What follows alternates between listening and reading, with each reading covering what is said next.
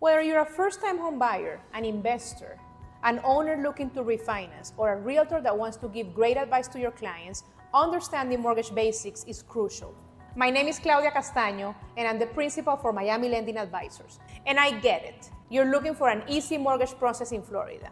With many years of experience, we're here to guide you every step of the way. Think of us as your friendly neighbor that is always going to give you the best advice.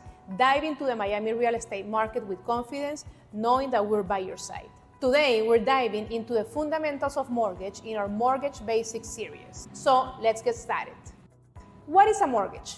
A mortgage is a financial instrument for buyers to make real estate purchases with money that the bank is going to give them. The key aspect is that that property is going to be used as collateral and guaranteed to the bank, and also that the borrower will commit to pay back the principal to the bank along with an interest for a set period of time. So let's take a look at some key mortgage terms. What is an interest rate? Interest rate is basically the cost to borrow the money from the bank. The rate can be fixed or variable. A fixed rate will be the same throughout the life of the loan, and this is going to give you much more stability. A variable rate is going to change through the life of the loan, and this is going to give you much more flexibility. When you choose which type of rate you want, you should take into account things such as market conditions, how long do you plan to keep the loan for, or if you're planning to repay your mortgage sooner. So how is the rate established? Different factors can affect the interest rate that you're going to have in your mortgage. So this can include economic dynamics that are completely outside of your control, as more personal things such as your credit history, the amount payment that you're going to put, or the intended use of the property that you're going to buy. For example, you'll probably get a better rate if you're buying a primary home, a property that you're going to live in, versus if you're going to buy an investment property. You will also probably get a better rate if you put a larger down payment out of your pocket, or if you have excellent credit history. What is a rate buy down? So in high interest rate markets like we are today, buying down a rate offers the buyer the option of paying money up front to have a better rate for the life of your loan. This potentially can save you thousands of dollars if you do it right.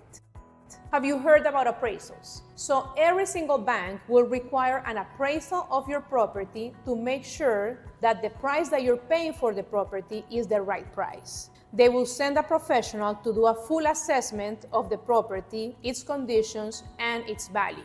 And they will lend you the money based on the lower of the amount between the appraised value or the purchase price. The appraisal not only helps the bank, the appraisal also helps you to make sure that you're paying fair market value for the property that you're buying. So what about loan to value? How much is the bank going to give you? Loan to value is the ratio of the loan amount versus the value of the property. A higher loan to value is more risk to the bank because the bank is going to give you more money. So what's the maximum amount a bank will give you? Well, that all depends on different things, like your financial situation, the purchase price, the real value of the property, and the intended use of the property. Let's see an example. Let's say you're buying a house for $1 million. That's the purchase price, and that is the appraised value. And the bank is going to give you $750,000. Then your loan to value is going to be 75%. Have you ever wondered how the bank knows how much money they're going to give you and how much money you can afford? Let's talk about debt to income. So this is how it works. You have to get all your debts, monthly debts, like your car payment, mortgage, insurance, credit cards, and then you have to get your monthly income. When you divide all your debts by your monthly income, you get a ratio. That's your debt to income. So different lenders have different debt to income ratios. Some of them are more flexible than others. So let's do a quick example. Let's say your monthly income is $12,000. And then let's say all your monthly debts add to $5,200. When you divide $5,200 into $1,200, you get 43%. 43% is your debt to income ratio. This means that 43% of your income goes to pay all your debts. Some banks will go up to 50% to get you approved. Why only 50%? Because they think that you need the other 50% of your income to pay taxes, groceries, or maybe take your kids to a vacation. So what about term and amortization? Do you know that most mortgages in the US are done for 30 years? So term is basically the number of years that you have to pay the money back to the bank. It can be as short as 12 months for very specific loans, or as long as 40 years with a lot of options between them. Now, amortization is the process of paying off your loan every month through the life of the loan. So what do you pay through the amortization? It's basically your mortgage payment. And your mortgage payment has two components, interest and principal. The principal is the amount of money that the bank gave you, and you have to give it back. And then the interest is the cost of that money. So if you get the money at 5%, you have to give back the principal plus 5%. So your mortgage payment is going to be calculated based on the amount of money the bank is giving you, the interest rate that you have, and then the length of the loan in terms of the years. Now, a higher interest rate will mean a higher monthly payment. A longer loan term will be a lower payment. So in addition to your mortgage payment, which is the principal and interest, some banks will require you to escrow for taxes and insurance. Think of escrow like a savings account.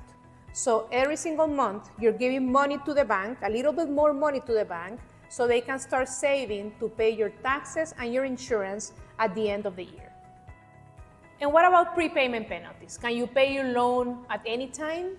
So let's say that you're planning to pay your loan early or make extra payments. You have to understand your prepayment penalties.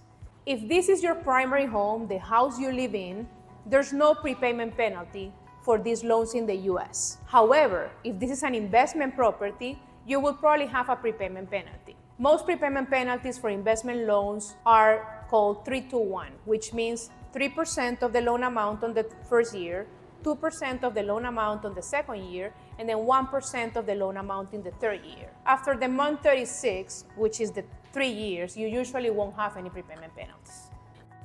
Knowing the mortgage fundamentals empowers you to find the right property and the right mortgage so you can make that financial decision that is so important for you. That is why we create the Home Mortgage series, so you have access to all the information that you need before you make the biggest financial decision of your life.